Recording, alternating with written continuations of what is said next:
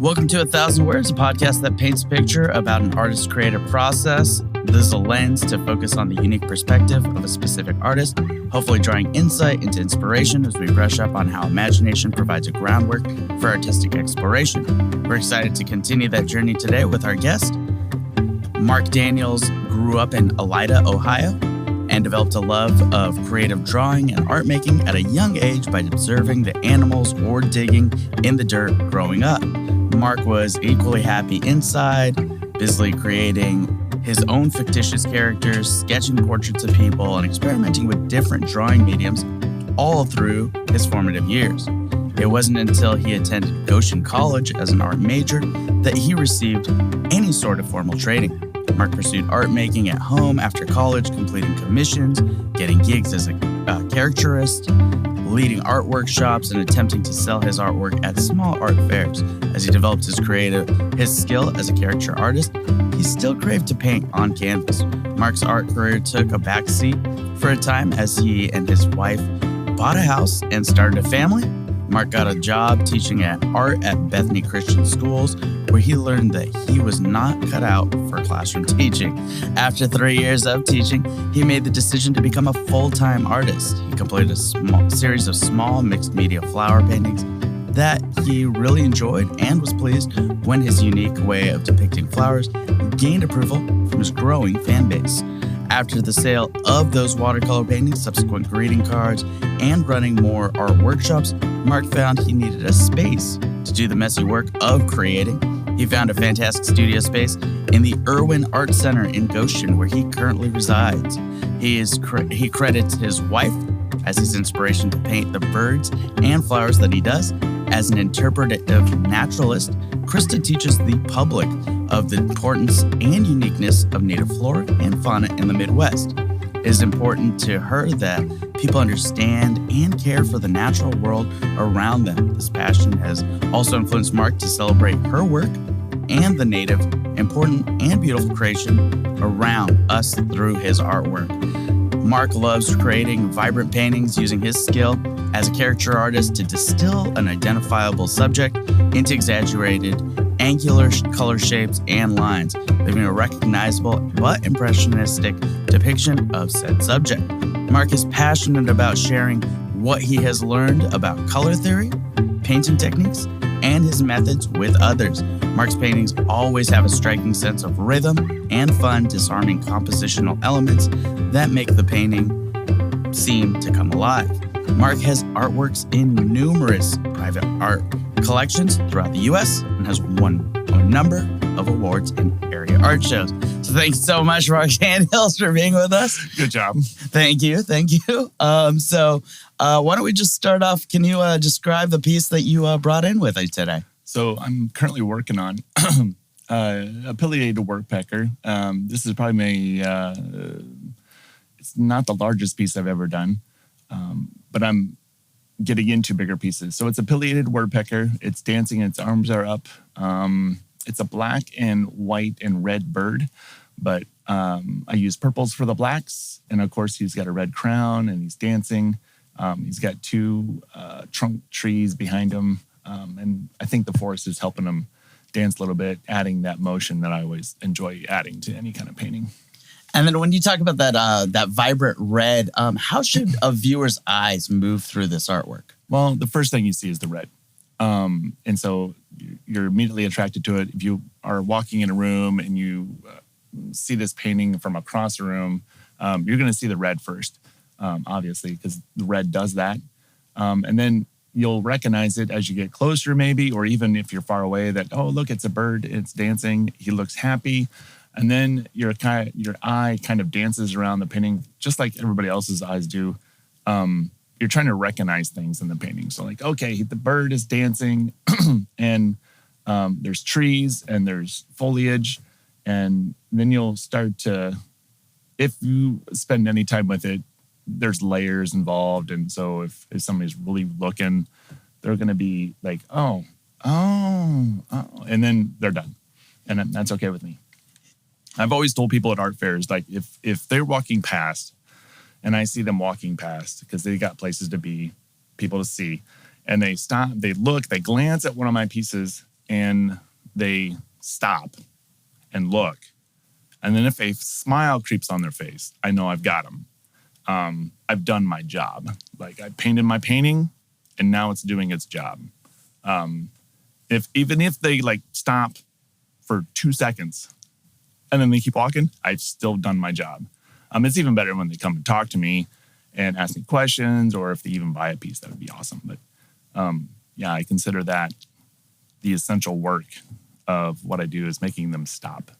And why is that? So in such a fast-paced world, why is it so nice to be able to slow down every once in a while and take something in and appreciate it? It's just a form of meditation, just to enjoy it for what it is and nothing more. My pieces don't tend to be statement pieces. They don't tend to be political in any manner. It's just celebrating the beauty around us in a different way. And a lot of people say, Mark, I can tell that's your stuff. And, and I always tell them, like, listen, if you went 100 miles to any direction, you would see somebody with this style that they would see, right? It's a little weird to me because this is me here in South Bend, Indiana, or Goshen. This is me. This is my style. But if you really open your eyes, you're going to identify certain elements of my paintings that other artists have used. And I'm not sure if I answered that question. Every answer is the right answer. right. Stopping, looking, meditating, and then and feeling the joy that comes out of my pieces in particular. Not all art is like this, but I tend to focus on the joy, focus on the happy, the positive. Nice. And people, I want people to be able to live with the painting. Mm-hmm. And I don't do dark stuff. I don't want people to. There's something about that I don't enjoy, or even like to think about. And then when you're doing these, yours is very angular compositions. Mm-hmm. The way that you're how is that? As you're doing these bigger pieces, how is your movement changing when you're painting? Yeah. So when I usually start with 9x9s. So I have these 9 by 9 inch by 9 inch pieces of paper that I paint on or draw on, and that helps me develop a composition, develop my color theory habits, and stuff like that. So when I'm doing that, it's just me and the pencil drawing with my wrist on the paper, and it's there. It's right in front of me. It's a foot away from my face, and it's great. When you're talking about a larger piece, it's harder. So backing up, I start my sketch in my sketchbook. I draw a drawing that's like 5 inches by 5 inches, right? I'm like, oh, I love this painting. I love this drawing. But anytime I try to transfer in the past, when I tried to transfer that drawing to a larger canvas, I always struggled with that transfer. Like, I tried grids, any number of reasons. So I'm spending a lot of time drawing on the canvas, and which was frustrating to me because I have this inspiration to paint, and all of a sudden I'm stuck drawing, trying to get the transfer between the immediacy of what happened here in the drawing to the canvas. So what I found was I've seen a lot of artists do this, but I don't know why I haven't done it. So you take your pencil, put it on a big, long dowel rod that's at least a yard long, and then you stand back, and then you draw, and that's basically the distance between the paper and the eye. It's like almost like sitting at the desk, and so it becomes a little bit more crude, but it's a magnification of the action of drawing with a pencil on paper. I don't know if that is helping visually. So that makes it more of a macro size. So that's how you can start growing out words, so you make the pencil itself huge. Right. And so the lines that I make, because I'm stepping away from the canvas, I'm instead of 2 inches away from, that's an exaggeration. A foot away from the canvas, I'm 3 feet away from the canvas. Yeah. And that helps me see the whole figure that I'm drawing, as opposed to one little bit. And then I have to step back and then come back in, and then step back and then come back in, just like I'm doing to the mic. So, yeah. I don't even know where we were going with that. Well, I was just saying, so that's an interesting technique that you use. So yeah, that would be the easiest way to transfer from a 5x5 to something. Something this is larger. What, 2 feet by what, 3 feet? Yeah. So I figured that out. And then, so I get to painting faster where the inspiration hits. I'm like, okay, I'm ready to paint this now. Because I've done, there's sketches in my sketchbook and I look at it, I'm like, now I'm ready to do this. And I want to get painting as soon as possible, but drawing gets in the way. So what I also found was, I don't know why I didn't even think about this before, but you can buy, I always struggle with this word. What is it? It's a movie projector. Oh, yeah. So you take your projector, I take a photo of the sketch with my phone, transfer it to my computer, and then I use a projector hooked up to my computer, and then I can visualize, I can put that image on the canvas as big, as little, as wide, as I can turn it, I can manipulate the image on the canvas like a projector in school. Oh, yeah. Like the overhead projector. Right? This is really old. This dates us. Yeah. Because I don't think kids know what that is. So instead of... I can't imagine, if there was e-learning with an overhead projector. No, there's no way. That's okay, different. That's a whole different... Well, I actually wanted to talk about that in a second, too. So you said that the classroom setting was not for you, yet you still like to do the art workshops. So you still have the passion for teaching. It's just the formalization of it all and the grading and making sure my classes have, what do you call it? When they're stringent, they're like, hey, this A in this course means this, or this B means this. And so it didn't make any sense to me. And I didn't really, I couldn't grasp it very well. But I love art workshops. I love teaching. I love talking about art. I just did an art workshop about making colors pop, in quotation marks. And I love doing that, but it there's always the element of, okay, I'm just telling you all what I do, and hopefully you pick up something that is valuable. So I love doing that and trying to figure out, I'm speaking out loud through my art. Like I describe the process, what I'm doing, and hopefully people can pick up what I'm doing with it. I don't know, that's not clear at all. No, that's and then when you said you don't like that formal process of the classroom, but you also went through formal training. Does an artist need to have an art degree? Well, formal training, and I'm holding up my quotation marks fingers again, it's more about the degree. It's what's behind the learning. So that's what I mean by formal. It's like the degree behind it is what I call formal. Like going to school to get that degree. That's formal education. And what was the question? So then, do you think an artist has to have some of that formal training? No. I've always told my workshop participants, I'm like, I always tell them, like, okay, all those books you read about drawing and painting and drawing and how to do it and how to do it better, throw those in the trash. Because the only way you're going to be getting better is if you actually do it. Sit down and do the hard work of actually doing it. And you're learning for yourself. You can't learn for yourself if you're doing something else somebody's already doing or has done, and they're trying to teach you how to do it. So doing the project for yourself and learning through that is where it's at. You're never gonna be happy with what you do until you do it. Yeah. And then what trials have you gone through where you're like, well, let me try this way, and then you're like, oh, that's not my style, or that's not the way I want to see this, and you kind of go down a rabbit hole, and you're like, okay, that's not the right rabbit hole for me. I tend to overvalue my empty canvases. So I'm always like, I don't want to mess this up. Like I paid good money for this canvas. And I'm getting them at a lower reduced rate. So it's not like they're super, super expensive, but I don't want, and so I'm always sure what I'm finishing. Like when I start, I know I'm going to finish it. So that's why I do a lot of pre-planning. For somebody, because I have this fear inside me. I'm like, I don't want to ever want to throw this canvas away. Like, I don't want to do that. There's times when I want to put a knife through it because I've started something and I didn't plan well enough.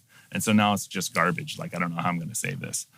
And there's several pieces that I have in my studio right now that are just sitting there and I'm happy with it. But my wife and my friends tell me, don't get rid of that piece. Don't paint over it.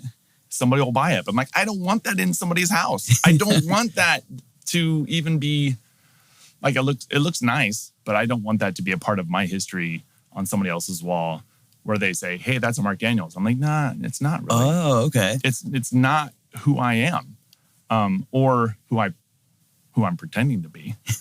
And that's always tricky too, is like my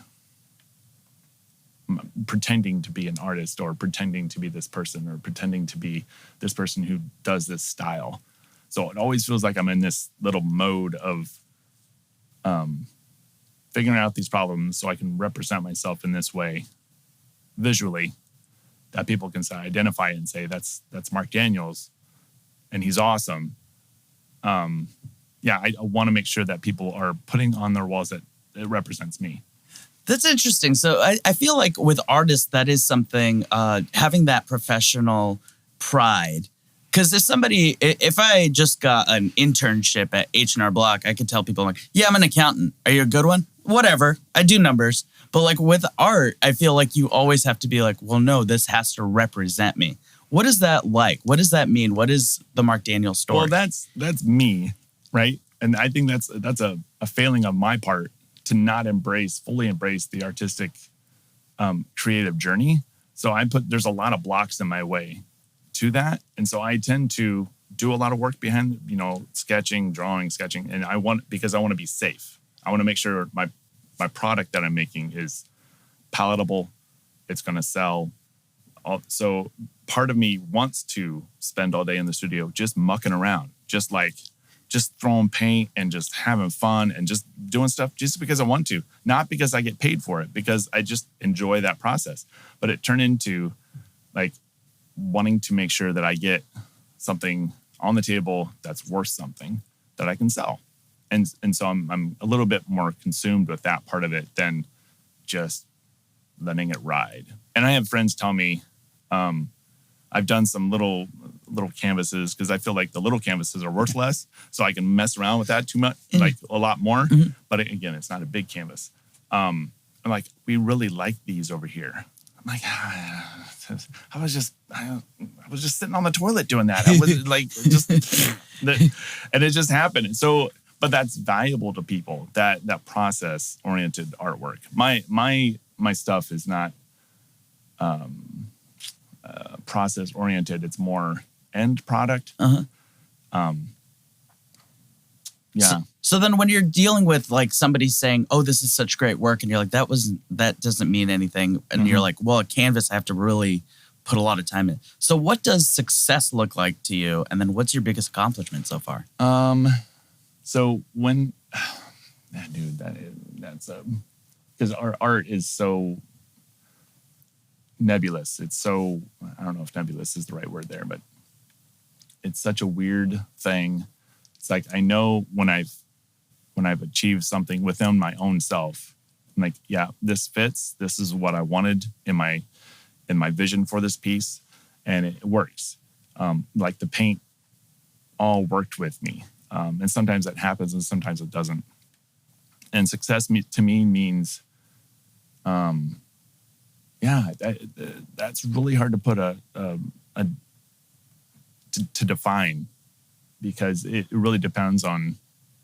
Yeah, I can't define that.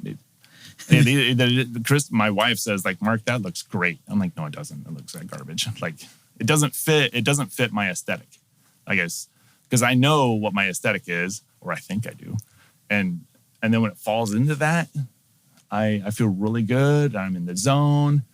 And it might be that the piece that I really like doesn't sell. Like, it just doesn't do well in the public eye.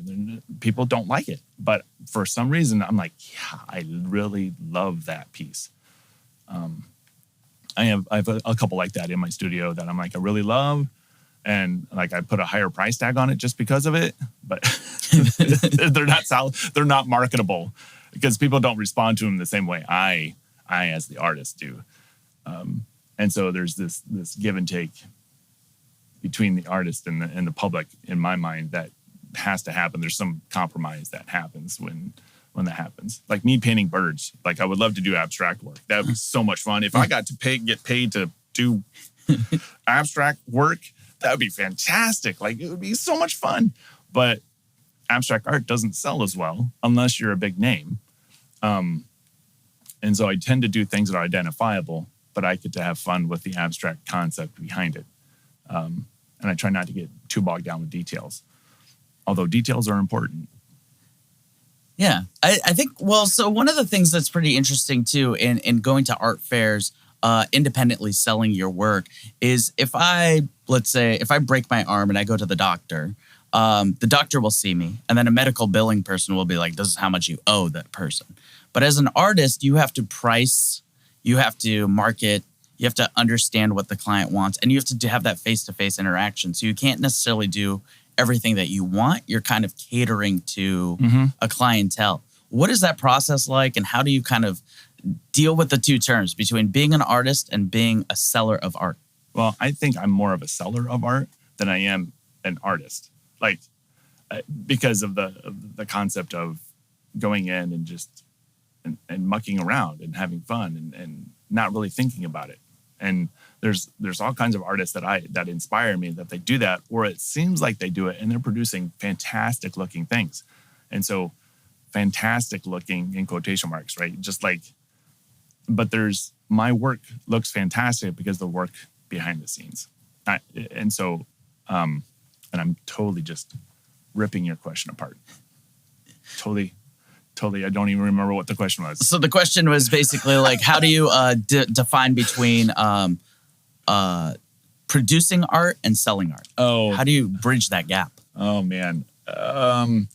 So for a while, I did these little abstract paintings. They were called human perfection paintings. And I didn't think they were going to sell. And I know they didn't, but I was just like, I'm going to make a statement. I'm going to make true art, something that it feels like there's a message behind it, but it's still beautiful to look at. And so I tried that. I didn't have an avenue to chase that or to make a statement, or even develop any kind of wording around what I was doing. And then I started doing caricatures. And that's where I found, I think, my true calling is doing caricatures. I got to deal with people face to face, draw their caricature, make them laugh at themselves, and with me laughing with them, not at them, and pleasing that person in real time as opposed to studio work was really key to me. Reading people and getting to know what actually they like. What do people appreciate? What would they spend money on? And it really kind of boils down to how can I get the money out of their pocket so I can keep drawing, so I can paint on canvas because I want to. I think it's enjoyable. So from caricatures, I still wanted to paint because caricatures, you have to work so hard. You have to put in the hours. Mm-hmm. Like if I'm doing live events, I'm there. I am working. I am drawing people, especially if it's a free event or a party. But it's a lot of work for that money. So painting, on the other hand, is I can spend all day in the studio and not work so hard. Like I don't have to. It doesn't wear me out like caricatures does because I have to be on when I'm in a caricature booth. I become almost a different person with a pencil in his hand.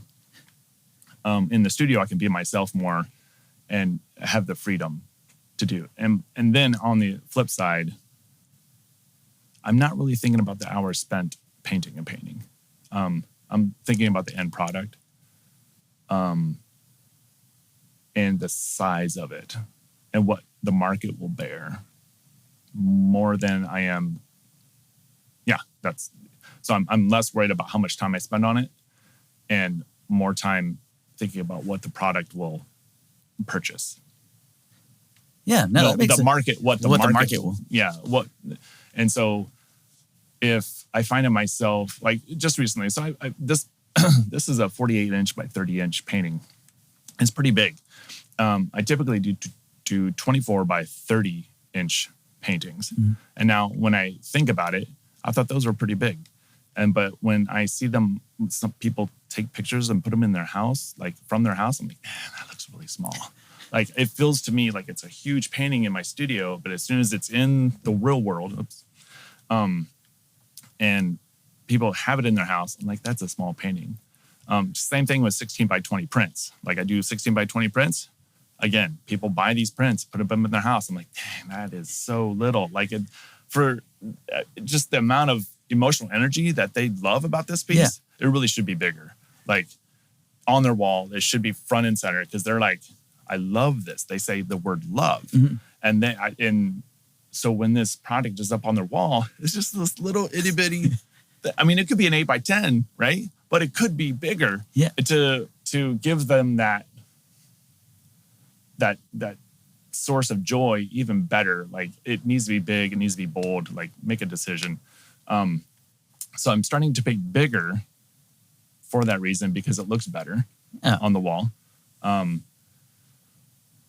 Is that part of the social life that you're living to? So, because you like the caricatures part, you like the art fair part. In a studio, you get your time, but it's a little bit more lonely. But by being a bigger piece, are you, at somebody's house at a cocktail party? Is Mark Daniels there? Is that kind of an artist statement in a way? You know what? I never even thought about that.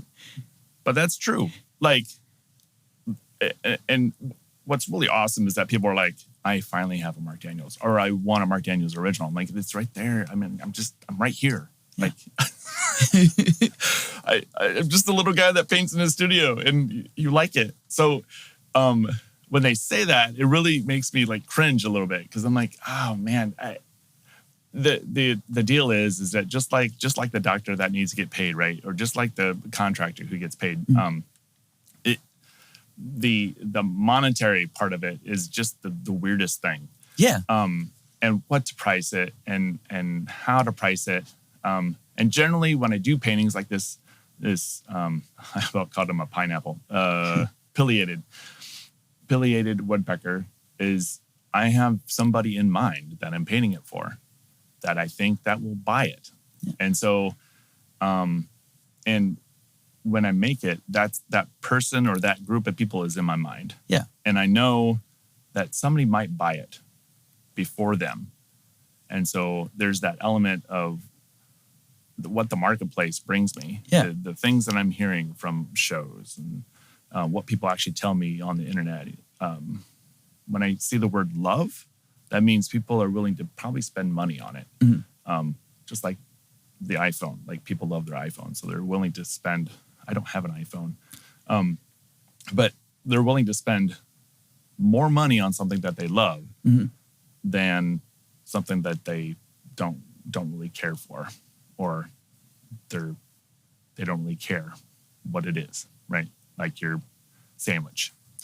So is that why you said representation of it matters so much? Because they're having it at their house. So it's the same as if you have the clientele in mind, you also have kind of this scenery in mind. So like for me, it would be like, oh, I'm going to so-and-so's house for a Halloween party. I'm going to dress like this. Oh, I'm going to so-and-so's house for a housewarming. I got to dress like this. So is your painting kind of you at their place? Yeah, I love that. I've never even thought about that before. You said it earlier, just like right before I started talking. And yeah, so I've never even thought about it. I'm going to use that next time I'm in my booth at art fair. I'm like, listen, I'm in your house all the time now. and that's a part of it. And I think part of it too is they're bringing me inside their house. And that's true because they meet me. Yeah. And a part of meeting an artist is getting to know them as a person. And I've heard it time and time again. They're not really buying your art; they're buying you. They're buying a piece of you, right? They're taking this. I'm like, I want his energy on my wall. Yeah. If I look at that piece, I remember Mark, and what he's doing, and I hope he's doing well, And so that's another part. I almost get emotional just thinking about that aspect. Like my people buy my art, put them on the wall, and they're like, "Oh, I want him to do well because I really like this guy." And so that man, dude, that's deep. I didn't. And that's part of the transaction too. So when people buy my piece, it could be a card, it could be anything that they buy from me. There's an emotional connection right away, and I'm like, thank you. Yeah. Like, especially if it's a big painting, I'm like, thank you for loving me enough to do this for me, because I want to keep doing it. But I can't do it if I can't feed myself, if I can't pay for a roof over my head. And it feels like I'm pretty conservative with my money. I don't, all my cars are 12 years old. And I think that's normal. But I don't expect to get rich. I don't expect to live lavishly selling my art. It'd be nice to be able to maybe retire and maybe go on a vacation once in a while, because we've never left the United States, or have taken vacations, because each painting that I sell, that money is already gone. Like it's already taken, because I've learned how to budget. And then when you do these artistic pieces, and you are kind of building that idea or that, what do you do to keep yourself motivated, interested in your work? Well, there's a lot of birds in the world, right? So that's good enough motivation. And there's lots of flowers in the world too. So I have a list just yesterday I did it. I did a little list. I said, okay, pileated there. And then what is the next painting that I'm looking forward to do that falls in line with what I'm doing here, so I don't have to reinvent the wheel. But that's a whole nother subject. So I have a list of birds that I want to do. Mm-hmm. I have ideas for. Yeah. And then in that list, sometimes is a commission. And so that kind of flips my world around when somebody says, I really want you to do this. I'm like, okay. And then they pay me, and then I'm on my game at that point.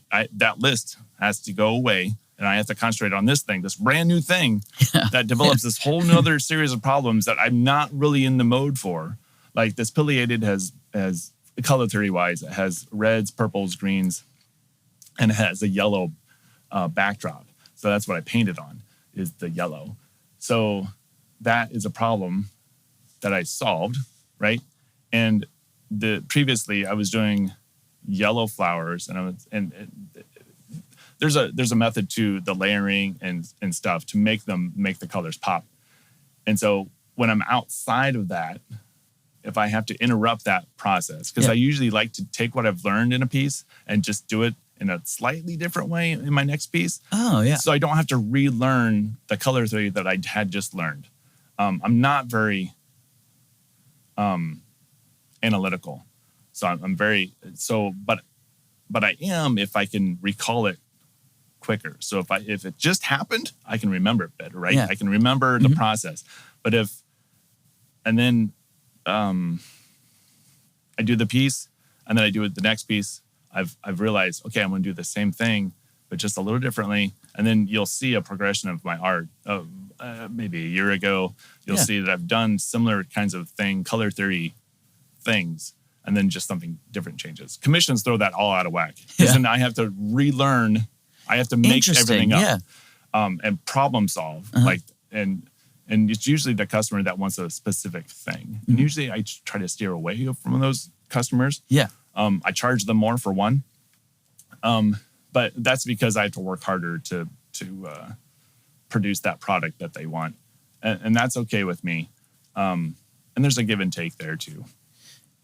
So you've used pricing a lot of times to deter in art. So either if it's something you really like, you'll price it high. Well, it's not so much that I like. If I feel like that's going to be easy for me, then my price will come down. Especially if the customer is like, I like what you do this bird. And I'm like, okay, like, do you want it? And no, just paint me a bird, Mark. And how much do you want me to pay you? Yeah. And I do it. And they're like, and then the on the back end, they're like paying me. And they're like, oh, I love it. This is so great. As opposed to a customer says, hey, I want you to do a turkey and this and make sure that these flowers are in it and make sure that it looks like it's sand dunes, or make sure it has the blues that you like, and they're telling me in their mind's eye what they want on the canvas. Yeah. Like they're using me to draw what's in their head because they can't. That's when my price gets high. Because I'm like, you're not using my gifts, or you're not letting me create the thing. It's a dance too. That whole, I can't really explain it. They're asking me to do something outside my comfort level, and they're expecting a result. Yeah. In their mind's eye, they're expecting. I can read it in their whatever they say to me. I'm like, they have this expectation. Everybody does. Yes. Yeah. It doesn't matter who you are. What the expectation is, and if I feel like it's going to be really hard to meet their expectations, I dissuade them. Like, maybe you should paint it yourself. Yeah. Yeah. Absolutely. Or find somebody else, because I don't want to do that. I don't.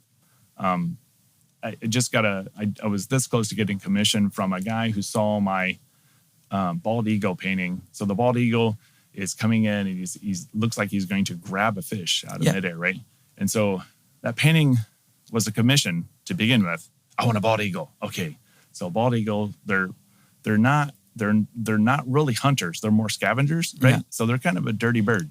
They're more like seagulls, super aggressive seagulls. And so I did that painting, and somebody else saw it and said, "Oh, I love that. I love the hunter vibe it gives off." I'm like, that's not my aesthetic. Like, my aesthetic is... You said you stay away from dark. Dark, and that was like dipping into dark. But the bald eagle hunting, and it's reality. Yeah. I mean, they got to eat. So that's reality, what they do. It's a raptor bird. So they're gonna kill stuff, right? Woodpeckers and little nuthatches and stuff, they maybe kill insects, which we enjoy, right? They got to eat. Yeah. But he loved the hunter vibe it gave off, and he loved my style, like the way I did it. And he's like, I love it. Can you do Moby Dick?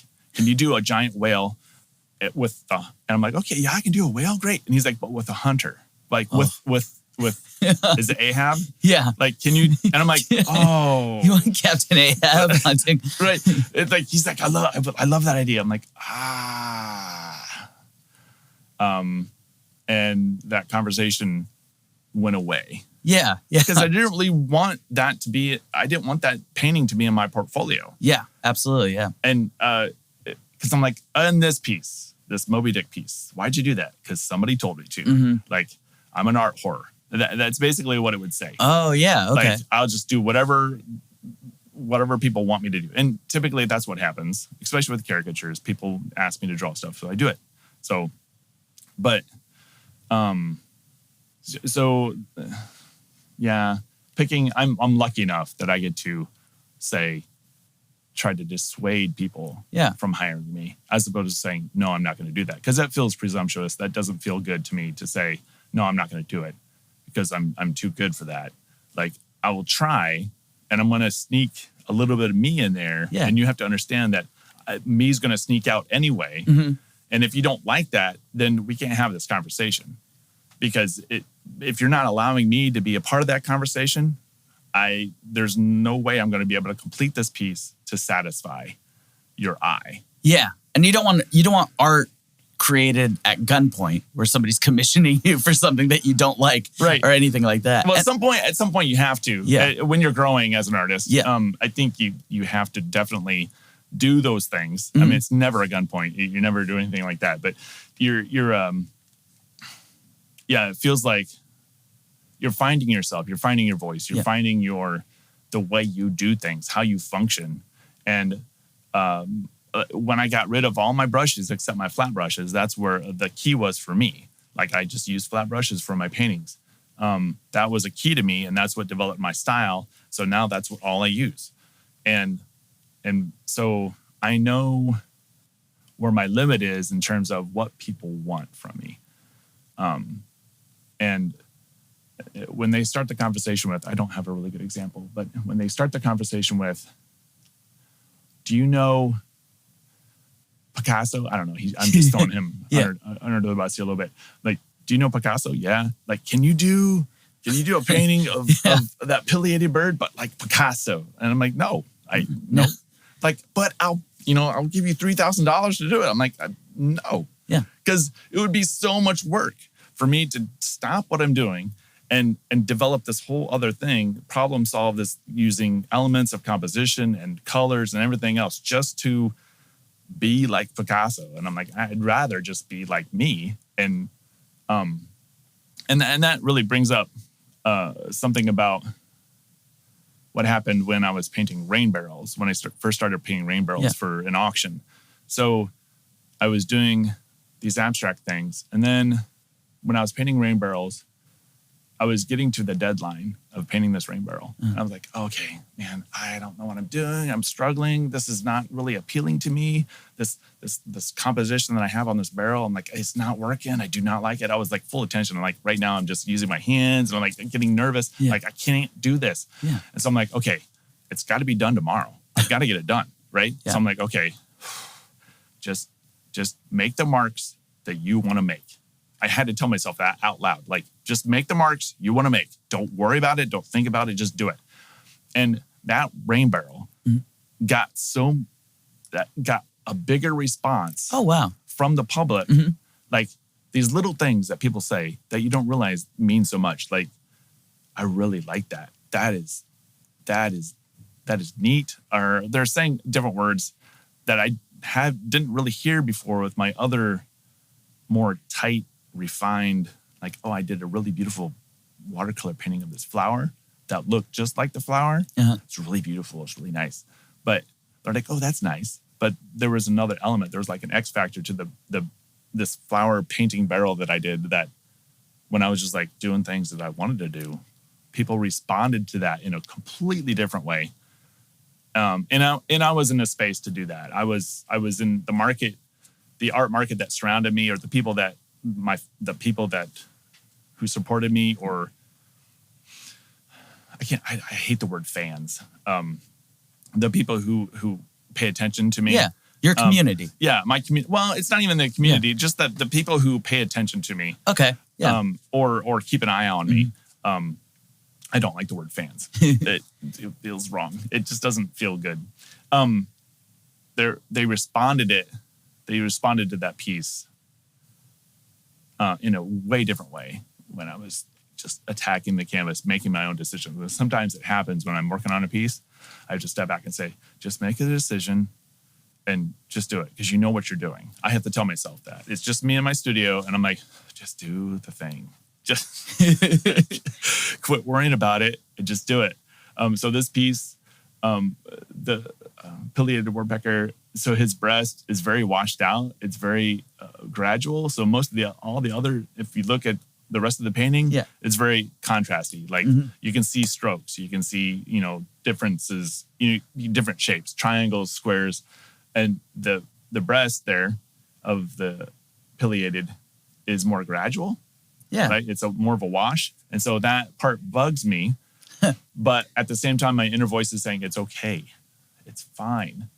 And then at some point, I'm like, okay, what do I need to do? I'm like, add yellow. The back of my head is like, add yellow. So I'm like, okay, I'm guessing I'm adding yellow. And then I start doing it.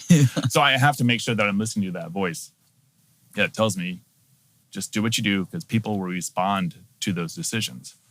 And that's what I want. I want people to respond. Yeah. And as people respond, you said earlier that, a lot of people, like, when they put your work up, they'll look at it and they'll say, oh, I hope he's doing well. Is an artist's life, are artists naturally the underdog? If you want to, easily. I've seen so many young artists feel like they're getting trampled on. It's a really hard question, because it's you have to learn how to be open to criticism, I'm going to say I, not you.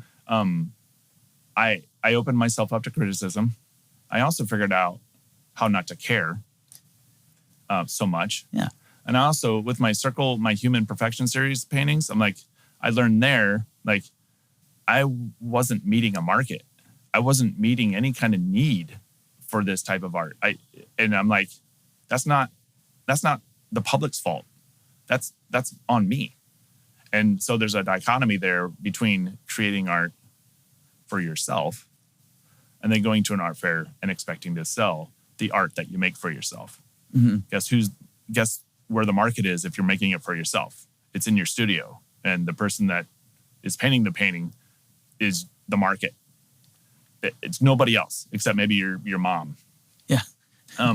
But at that, I want to say too is that if the market is like that, there is a market for it, but it's such a niche. Is that right? Yeah, niche. I think a niche word. It's a niche market that you might be able to get you might be able to get a gallery show somewhere. Oh, okay, yeah. I love your stuff, but that's like looking for a needle in the haystack. And the connections, you have to have broad connections to make sure that happens. If you're making stuff for yourself, and then the art world is weird like that. The big artists that make it big is because people who had money were like, I like that. I want to buy it. Right? Yeah. And then somebody who else had money said, oh, he bought that. That must mean it's good, whatever good means. And so the artist is like, great. Yeah, I have 2 multi-million-dollar people buying my paintings and I'm just doing what I'm doing. You got lucky. So I think that's a part of it, is the people who have money can afford the art, right? At prices. And sometimes it's exorbitant. It's a little crazy. I don't even know what the question was anymore. I'd say that a lot. If the artist is an underdog, is there, you were talking about with the art world, is there things that you dislike about the art world? No, I think it's fun. Just because I've figured out how not to care so much. Because I've met the market where it's at. Like if my paintings don't sell anymore, it's because I'm not doing what the market needs. And I'm not talking the United States market. I'm talking about Goshen, Indiana market. So I lost your question again. Just anything you dislike about the artwork. Yeah. But no, the question moved on to, just the market that you're building though. So you said, not the United States, but Goshen, Indiana. So what does Goshen, Indiana need? Well, apparently they love their birds, and also I'm talking Michiana. So this area in general, and the other thing I found too is that it doesn't matter where you're from. Do you like my stuff? That's the other key, is that people are responding. It doesn't matter where you're from. Like if you like my things, okay, my market just got bigger. So if my market is actually Northern Indiana, because I'm only painting Northern Indiana flora and fauna.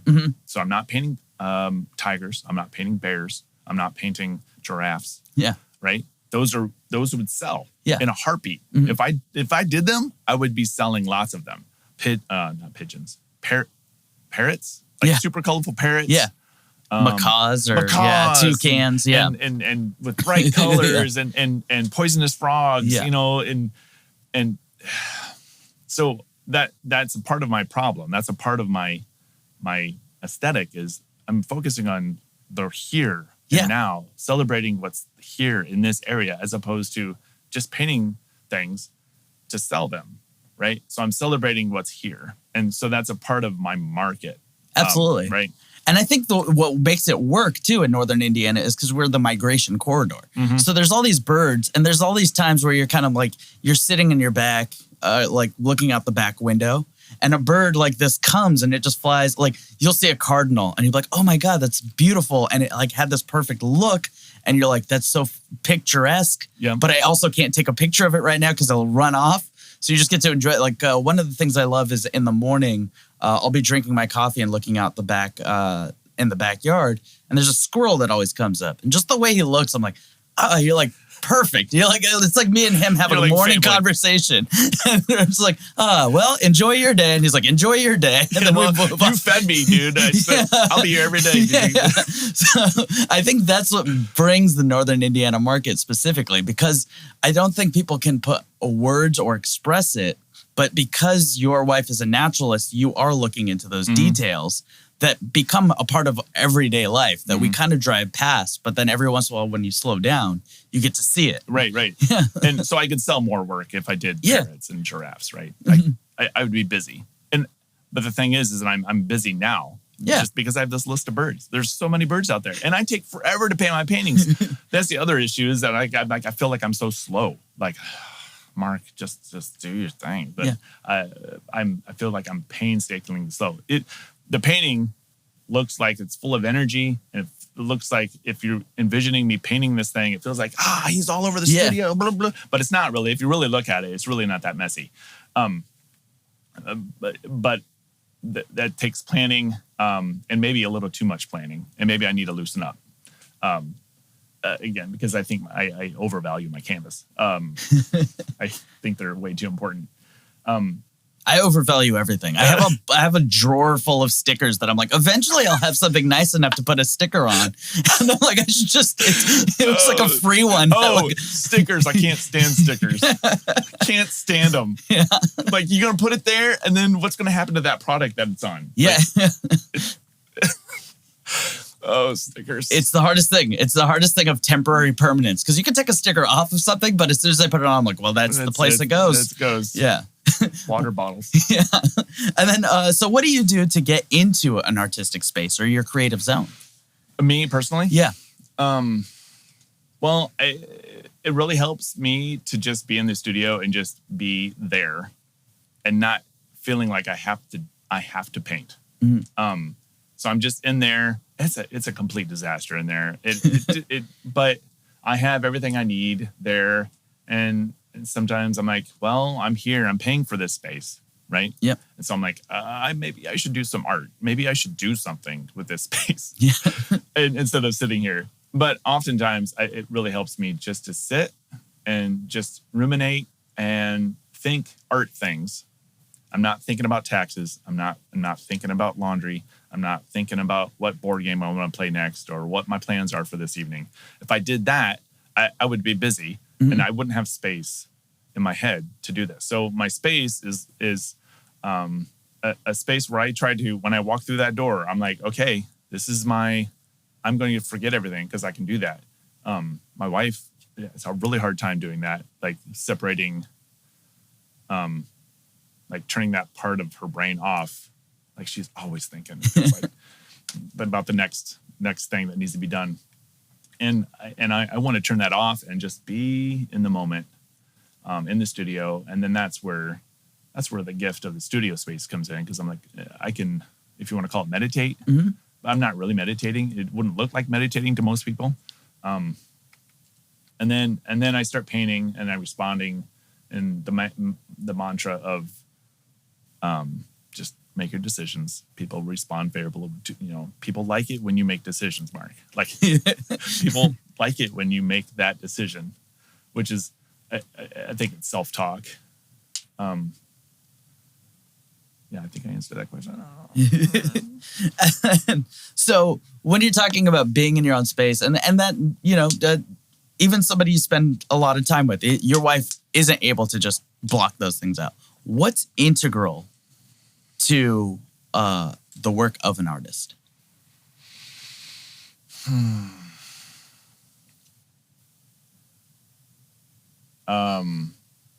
Well, an artist, to me, and for me at least, when I draw things, I'm making artifacts of the fact that I drew something.